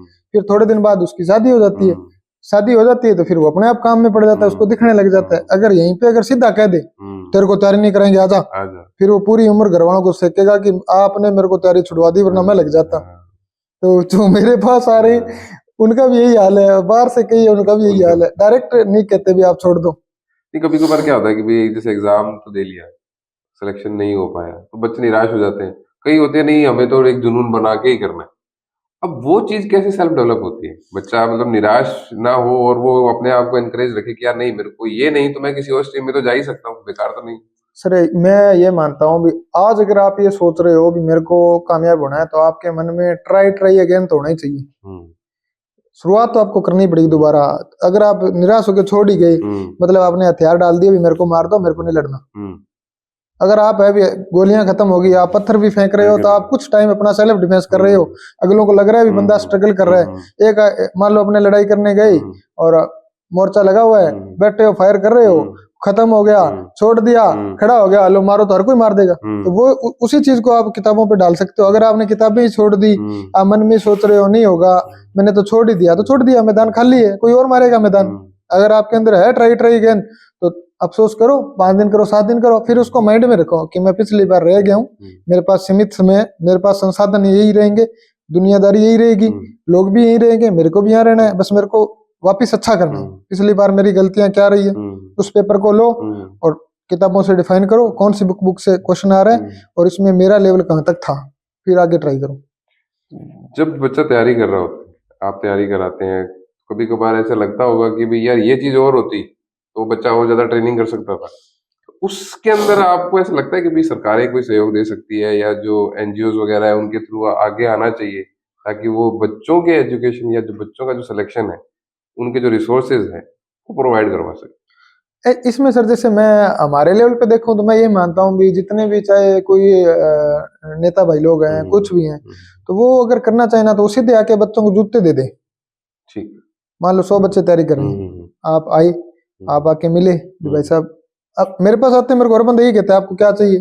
अब मैं मेरे मुंह से ऐसे थोड़ी कहूंगा मेरे को गाड़ी दिलवा दे तेरे को करना है तू वहां देख बच्चे के जूते फटे हुए हैं स्लिम लिस्ट बना कितने बच्चे ऐसे हैं जो गरीब हैं और जिनको तेरे को लगता है भी जूतों की जरूरत है तो मेरे पास तो रोज आ रहे मेरे को पता है उसका हेयर स्टाइल या उसके कपड़े उसके जूते देख के पता चल जाएगा अभी अफोर्ड कर पा रहा है नहीं कर पा रहा तो वो उनको जूते देगा। वो मान लो 100 बंदों को देगा 100 में से 30 तो पक्का है ना कहीं लेके जाएंगे तो वो 30 पूरी जिंदगी उसका गुणगान करेंगे अभी फलाना नेता भाई या एनजीओ वाले आए थे और मेरे को जूते देके गए। अब लोग आगे भाषण देके चले गए क्या कोई फायदा नहीं है। वो तो फिर हमें है भी हमें मित्रता रखनी है आपसे हम काम कर रहे हैं तो आपको बुलाएंगे बस।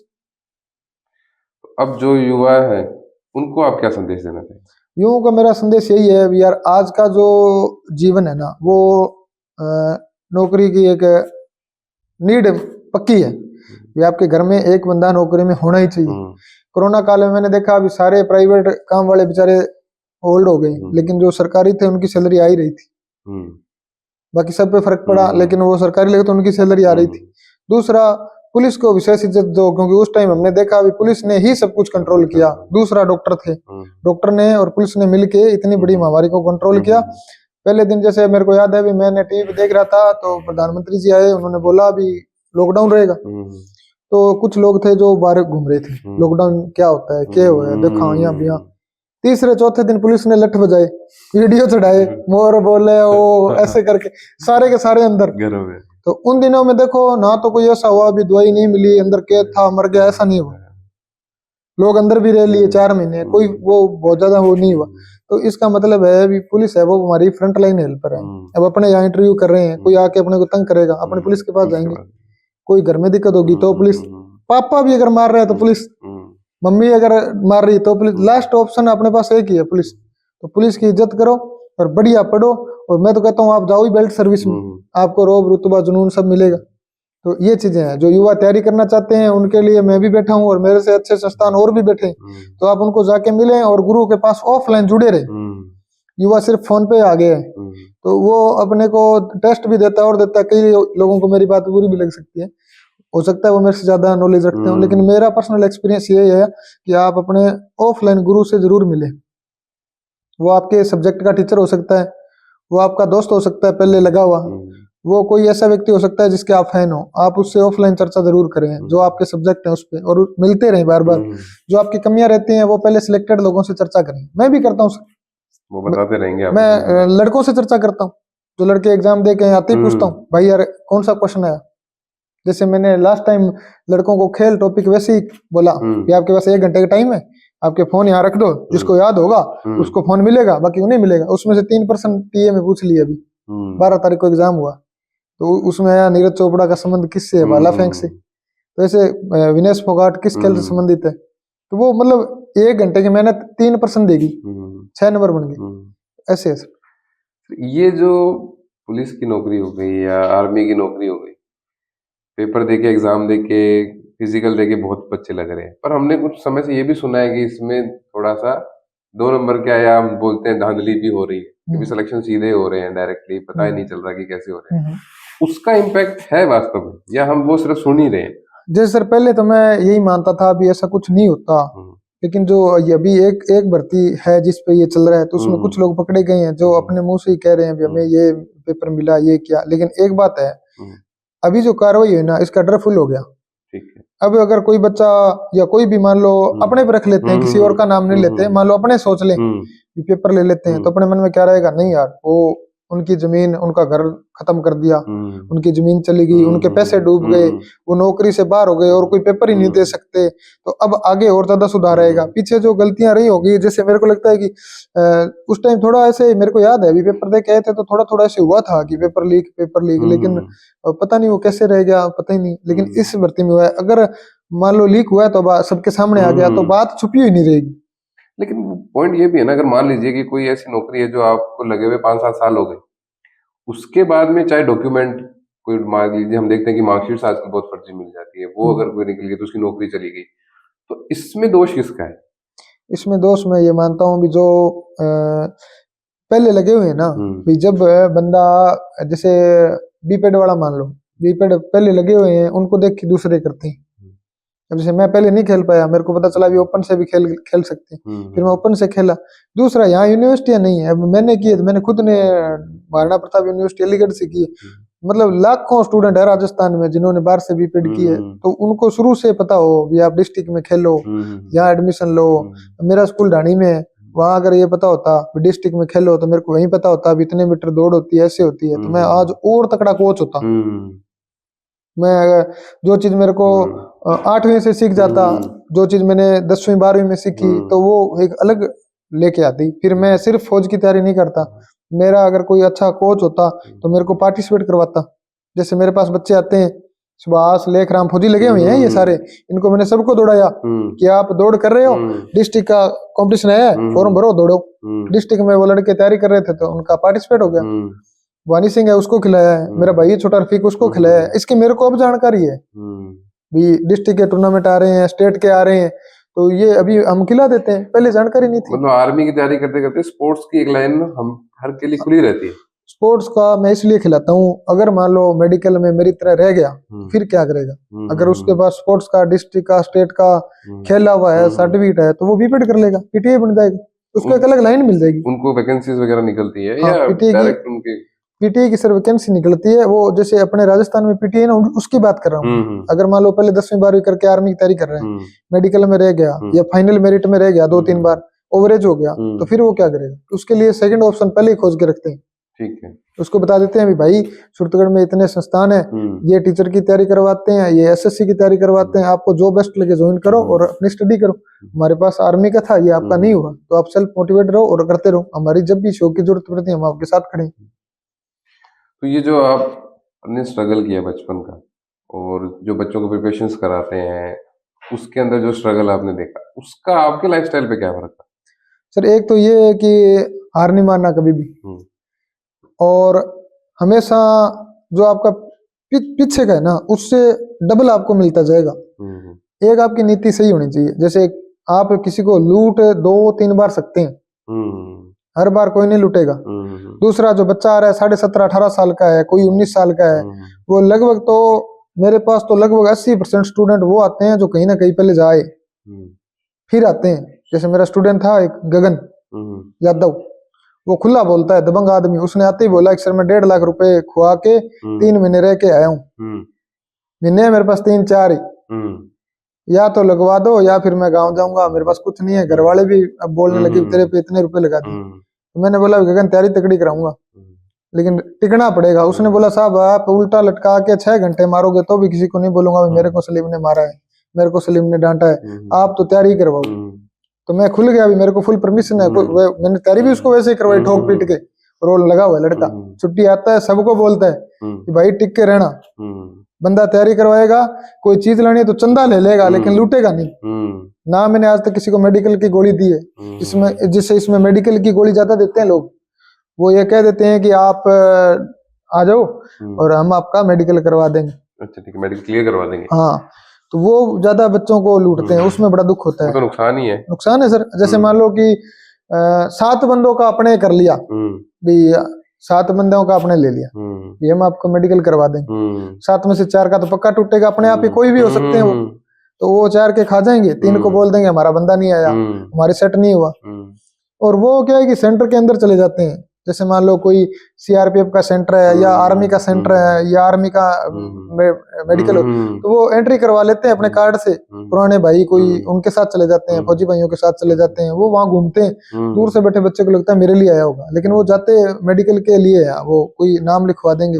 तो ऐसे करके ये हो रहा है, ये नहीं होना चाहिए, अच्छी बात नहीं। नहीं, बच्चे की मेहनत, जो बच्चे जैसे आज के आपके यहाँ मैं ग्राउंड में सीधा बोलता हूँ, आपके इसके माध्यम से बोल रहा हूँ भी हम सिफारिश से किसी का सिलेक्शन करवा ही नहीं सकते। अगर हम करवा सकते हैं तो अपने भाई को लगा देता, मैं खुद लग जाता, मेरी नहीं हुआ तो मेडिकल में नहीं चलती किसी की। वो तो अपने मेहनत से ही करना पड़ेगा। वो मेडिकल है, वो डॉक्टर के अशोक स्तंभ लगा होता है जो मेडिकल करता है, उसके साथ में कंपाउंडर रहते हैं, वो उनको इतनी अनुमति नहीं होती भी साहब को कुछ बोल दें। वो आर्मी का डॉक्टर है, उसका रुतबा है, उसके कंधे पे अशोक स्तंभ लगा हुआ है, तो उससे जाके कोई लली चली बात थोड़ी करेगा।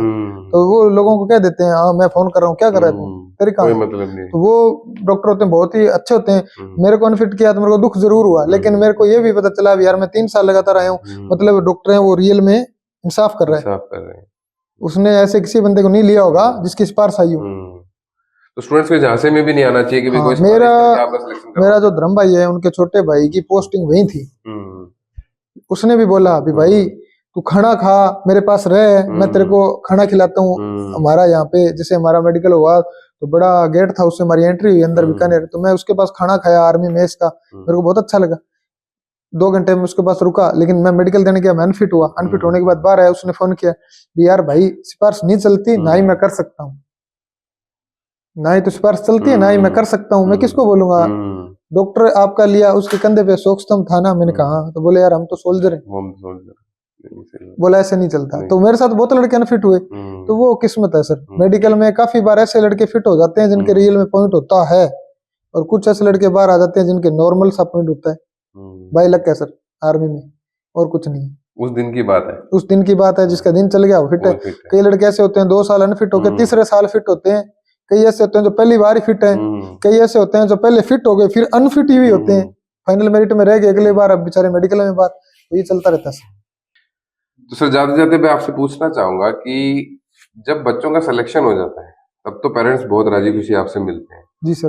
पर जब बच्चे को आपके पास भेजते हैं, या जो आजकल के अमूमन पेरेंट्स हैं, उनके लिए आप क्या संदेश देना चाहिए? सबसे पहले तो उनको संदेश यही है कि आपने आर्मी के लिए अपने बेटे को भेजा है, तो मैं आपको धन्यवाद सैल्यूट करता हूँ कि आपने वो ट्रैक चुना है जो आपको पता है अभी हार्ड भी रहेगा और प्राउड भी फील कराएगा। तो दूसरा ये है कि जब आप बच्चा यहाँ आता है तो वो फिर आपको 10 दिन बाद तो पक्का बहाना मारेगा। ये कोई ऐसे तो नहीं भी आके बैठ रहा है, सो रहा है, खा रहा है, ऐसा। दौड़ भी होगा, पढ़ाई भी होगी, लड्डू भी बंटेंगे, लठ भी पड़ेगा, इनाम भी मिलेगा, सब चीजें चलेगी। तो आप है वो बच्चे को चेक करने आ जाए जब वो कोई बहाना लगाए। कई बच्चे आके कहते हैं सर मेरा जी को नहीं लगे, तो जी तो लगाना पड़ेगा, मैं जाऊं की तैयारी कर रहा हूं। हाँ, तो ऐसे दूसरा मैंने बताया वो हूँ वहां पे आ जाता है। घर वालों से 3 दिन खुशी खुशी बात करेगा, फिर वो हूँ यहाँ पे आ जाएगा, घर वालों को बहाना मारेगा मेरे को पानी सेट नहीं बैठा। जैसे एक लड़का था शंकर, पता नहीं क्या नाम था उसका, वो बोला सर मेरे को पानी सेट नहीं बैठा, अभी 10 दिन पहले की बात है। तो मैंने उसको कहा कि मेरे को पता चल गया बहाने मार रहे हैं, तो मैंने कहा कि छोटे भाई को बोला कि रफीक इसके लिए डेली एक कैंपर दूसरा लगवाओ, वाटर प्यूरिफायर वाला। तो फिर वो फंस गया, ये क्या हुआ। तो फिर वो एक दिन कैंपर भी ले आया, उसके रूम में रख दिया, बोल दिया अभी और कोई पानी नहीं पिएगा, ये पानी इसको 20 दिन सर्दी का टाइम। फिर वो सेटल हो गया धीरे धीरे। एक मेरा भतीजा है इरशाद खान, वो 5-6 दिन पहले बोला सर मेरे पेट दर्द हो रहा है, मेरे से पढ़ा नहीं जाएगा, बहाने मारता है। मैंने बोला भैया तो पढ़ा नहीं जाएगा, कोई ना आ जा यहाँ बैठ जा। बोला मेरे से बैठा नहीं जाएगा, मेरे को सोना है। तो मैंने कहा भी इसका रजाई और वो लेके आओ, इधर क्लासरूम में सबसे लास्ट में लगा दो। अच्छा, चलती क्लासरूम में आप? मैंने बोला सो जा। बच्चों को मैंने टॉपिक दे रखा था, आप ये याद करो भारतीय स्वतंत्रता संग्राम के 3 पेज दे रखे थे। मैं यहाँ बैठा रहता हूँ रात को, भी आप पढ़ो, मैं आपसे 1.5 घंटे बाद सुनूंगा। मैं खुद भी स्टडी कर रहा हूँ, नोट्स बना रहा हूँ, क्योंकि मेरे को किताबें लिखनी है, किताबें लेके आनी है। तो वो थोड़ी देर तो उसने किया, फिर उसको शर्म आने लगी भी, यार मैं क्या बोल रहा हूँ, क्या कर रहा हूँ। वो पढ़ने लग गया, मन लग गया उसको। अब घर वालों को यही कहना चाहूंगा, अगर बच्चा बोलता है मन नहीं लग रहा, खाना अच्छा नहीं मिल रहा, या कई बार ये बना रहता है भी मेरे रूम में बंदे ज्यादा हैं, या कई बार ये बना रहता है भी पानी गर्म करने के लिए लाइन में लगना पड़ता है, पानी नहाने के लिए लाइन में लगना पड़ता है, तो वो माँ बाप आके देखें सीधा, हम आ रहे हैं या नहीं बोल रहे, हाँ सीधे आगे उनको लग रहा है कि कोई शिकायत है तो मेरे को बोले भी साहब इसको ये दिक्कत है, आप ये सही करो, तो हम करेंगे। अब वो फोन पे सुन के फिर बोल देंगे बेटा कोई ना, जी ना लगे तो आ जा, तो फिर वो आ जाएगा, आके वो फिर घूमेगा फ्री, और क्या करेगा, कहीं और जाएगा तो उसको डर रहेगा कि वहां तो लाइफ ऐसी होती है, तो वो फिर वो ही रह जाएगा, क्या कर रहा है, पढ़ रहा हूँ, क्या कर रहा है, पढ़ रहा हूँ, क्या कर रहा है, पढ़ रहा हूँ, बस। ये जो जिसको है वो खुद आए, 1 महीने में 1 राउंड अपने बच्चे पे जरूर लगाए। बच्चा आपके सपनों को पूरा कर रहा है तो आपका 1 राउंड है वो आपको ये 1 दिन का टाइम तो निकालना ही चाहिए। ऐसे नहीं, जरूरी है पेरेंट्स को थोड़ा सा बच्चों को आग में झोंकने की जरूरत है, जब वो तपेंगे तभी तो बर्तन बन के। मैं तो यही मानता हूँ कि अगर आप आर्मी में भेजोगे तो वो बाहर रहेगा, दुनियादारी देखेगा, पहाड़ों को, समुद्रों को, मिट्टी को, राजस्थान की मिट्टी को, सारी चीज को फील करेगा, तो उसको पता चलेगा मेरे मम्मी पापा, मेरे भाई बहन, मेरे घर की अहमियत क्या है, तो पूरी जिंदगी आपकी सेवा करेगा। आप उसको एक बार आर्मी की तैयारी करवाओ, थोड़ा सा स्ट्रिक्ट होके तैयारी करवाओ, उसके दोस्त भी बनो, उसकी अच्छी बुरी चीजें वो आपको बता देना चाहिए, तो फिर आप खुद उसको रोक सकते हैं, अपने दोस्त से रुकवा सकते हैं, अपने भाई को बोल सकते हैं, या लड़के का मामा होता है, मौसा होता है, वो ज्यादातर बच्चे मेरे पास आते हैं गलतियां करते हैं, तो मैं उनको थोड़ा डराता हूँ भी, मैं तेरे पापा को फोन कर, वो बोल रहा है सर दोबारा ये गलती नहीं होगी, आप मेरा फोन रख लो, तो मैं उसको बोलता हूँ भी यार तेरे मामा का नंबर दे, तेरे मौसा का नंबर दे, तो उनको मैं बुला लेता हूँ, पापा की बजाय, ठीक है, गार्जियन के तौर पे उनको बुला के और उनको समझा देता हूँ उसके सामने। वो उसको बोल देते हैं कि देख अब की बार तो बात मेरे पास ही है, फिर तेरे पापा के पास गई, तो वो लड़के की डर बना रहता है। अगर अपने बुला के बोल दिया ये वो, तो फिर उसका इमेज खत्म हो जाएगा, फिर वो ये सोचेगा सर ने तो मेरी पूरी मिट्टी पलीत कर दी, ऐसे। तो सर जो आपके पास यहाँ ट्रेनिंग करना चाहते हैं, बाहर से आना चाहते हैं, तो वो कैसे संपर्क वगैरह कर सकते हैं? मैं लड़कों को ये बोलता हूँ भी आप आके मेरे से मिलो, आप वीडियो देखते हो, फोन करते हो, फिर आपको विश्वास ही नहीं होता अभी कोई बंदा ऐसे करवा रहा है क्या, कोई अलग अलग लोग टोंट भी निकालते हैं, कई ऐसे बोलते हैं कि हॉस्टल से पैसे निकालते होंगे, कई ऐसे भी होते हैं दिमागी लड़ाते हैं वो, आप वहां मत जाओ, कई अलग अलग होते हैं, कई ऐसे होते हैं जो खुद नहीं लग पाते दूसरों को पकड़ लेते हैं। मैं कई ऐसे लड़कों को जानता हूँ जिनको उनके भाइयों ने खराब कर दिया, मतलब नाम तो नहीं लूंगा, वो लड़के दौड़ पास कर गए, उनका आर्मी का पेपर रह गया, तो मैंने उनको कहा पेपर की तैयारी करो, तो वो बोले नहीं सर मैं खुद पढ़ लूंगा। मैंने कहा तू खुद कैसे कर लेगा, सब्जेक्ट कैसे करेगा, बोले सर मेरे फलाना फलाना फलाना, वो बोल रहा है मैं करवा दूंगा। अब उनको यह था मैं तो 6 साल से यहाँ बैठा हूँ, मैं तो लग नहीं रहा, ये आर्मी का पेपर आसान आता है, 1.5-2 महीने में लग जाएगा, तो घर वाले प्रेशर डालेंगे मेरे वाले, तो परिवार वाले ने ही उसको रोक दिया। फिर वो उसको डराया, तू वहां जाएगा तेरे को मारेंगे, तेरा फोन जमा कर लेंगे, रात को बिठाएंगे, वो मिसगाइड हो गए, अब रह गए बेचारे 2 पेपरों में रह के ओवरेज हो गए। अब वो बेचारे गांव में गायें चराते हैं, टाइम पास करते हैं, तो मैं उनको बोल के तो नहीं कहता, क्योंकि फिर बाद में आपको पता ही है लोग कमेंट में और बहुत कुछ कहते हैं, तो इसलिए मैं चुप ही रहता हूँ, लेकिन मैं नए आने वाले लड़कों को स्टोरी सुना ही देता हूँ ताकि वो आगाह रहे। ये अच्छा है कि भी जो भी यहाँ आना चाहता है वो पहले आके खुद से देखे समझे, खुद ही आए, खुद ही आए, मम्मी पापा को गार्जियंस को साथ ले आए, आके देखे भी ये क्लास हॉल है, यहाँ क्लास चल रहा है, ये टीचर पढ़ा रहा है, मेरे को समझ आ रहा है, ठीक है, नहीं आ रहा तो निकल, बता के निकलो, तो सर मैं जा रहा हूँ, ये मेरे को समझ नहीं आया इसलिए मैं जा रहा हूँ। तो अगर मेरे को लगेगा रियल में टीचर अच्छा नहीं पढ़ा रहा तो उनको बोलेंगे अभी सुधार करो, टीचर भी सुधार करेगा और बच्चे के फीडबैक से हमें पता चलेगा। मान लो कोई टॉपिक समझ नहीं आ रहा तो हम उसको बोलेंगे बेटा मैं समझा दूंगा, मेरे पास आया। तो साथियों ये थे सूरतगढ़ से कोच सलीम जी। अगर आप यहाँ एडमिशन भी लेना चाहते हैं तो यहाँ आए, इनके बारे में जानें, इनके कैंप को देखें और इनसे फोन पे संपर्क करके अपना स्लॉट बुक करें। तो धन्यवाद सर का, और मिनी मैजिक स्टोरी है जो ब्रॉडकास्ट, इसका भी मैं धन्यवाद देता हूँ। इन्होंने बहुत ही मेहनत की है इस इंटरव्यू को रिकॉर्ड करने में, और जो भाई इसको पूरा सुनेगा या कुछ पूछना चाहता है तो वो कमेंट में अपनी बात लिखे, मैं कोशिश करूंगा आपको रिप्लाई दे पाऊँ।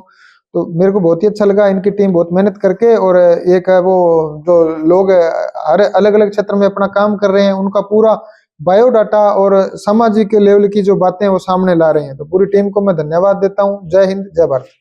तो साथियों, मिलते हैं अगले नए पॉडकास्ट में एक नई कहानी के साथ। तब तक के लिए स्टे है।